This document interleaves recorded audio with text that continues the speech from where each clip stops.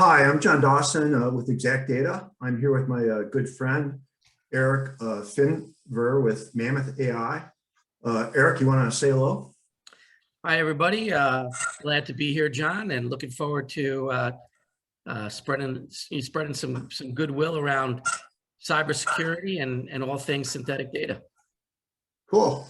Yeah, we're going to talk about the insurance industry, specific to synthetic data, and more specifically cyber insurance. And Eric, when we first started working together, you immediately suggested we look at the insurance industry as a place that could get real value from the use of synthetic data. So they're not using synthetic data unless it's in their production or critical production systems. And why was that? What led you to kind of focus us in that application area? Well, from an insurance standpoint, depending on where you are in the value chain, the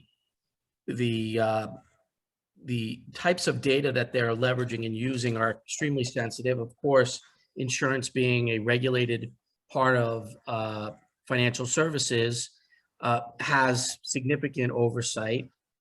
There are significant rigors that need to be in place around the management of security for their system. And of course, at the end of the day, through the value chain, there are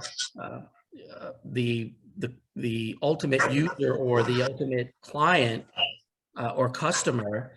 Their information typically is piped through those systems, and so it's tenuous, and it exposes the insurance organization, to risk if there's any type of data leakage. Yeah. Yeah, and you shared, to me, this just blows me away, this fact, but that cybercrime, according to Erica Davis at Guy Carpenter, is going to cost about $6 trillion in 2021, so a huge amount of money. And the insurance industry for cyber insurance carries about $6 billion, or 1,000 times less, excuse me, than their risk exposure in written premiums. And to me, that's just a huge risk gap. I mean, I've never heard of anything, any kind of an insurance area with that kind of a gap. Yeah, there's that gap is going to close, and we're starting to see that now, right? So with the information that we're seeing spread across the news, the global nature of the way our applications and systems operate, the exposure is significant, and the difference between the amount of insurance that's underwritten versus the exposure is going to close. That gap is going to close, and so we're starting to see that now in not only in energy sectors, in the energy sector as a result of the Colonial Pipeline hack, but also in other sectors as well. It'll go up across the board. Yeah, yeah, and there's technologies that can help too. Obviously, 60% of these breaches are through third parties. Is more than half is a typical number. So I think technologies like we're working with will can eliminate that risk area, and certainly worth looking at to reduce that risk and make some more money on your premiums. Anywhere you can close that gap, where you can essentially check off those areas where you are exposed, where you're potentially exposed, is going to be really a layup for the industry.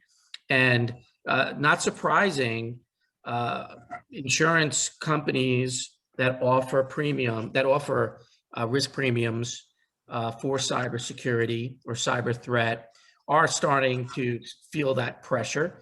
Of course, if they have the opportunity to leverage solution like ExactData's DDG, will allow organizations to essentially create synthetic data to use for testing purposes. So, and by virtue of that, really kind of eliminate the insider threat that you referenced before of contracted third parties that a client organization is using, but they become the victim of it because at the end of the day, your weakest link is a person who has access to that data that's very sensitive, and no amount of training in the world is going to stop that if there's malicious intent.